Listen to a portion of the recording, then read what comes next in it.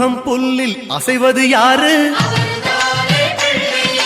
அறிவை விருத்தி செய்வது யாரு? மண்ணை குழைத்தால் வருவது யாரு? மண்ணை காக்கும் சாமியும் யாரு?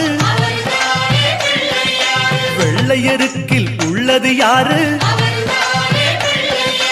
வெற்றி கொடுக்கும் கடவுளும் யாரு? முன்னே வந்த சாமியும் யாரு? அவரும் வாழ்வது எங்கே கூறு?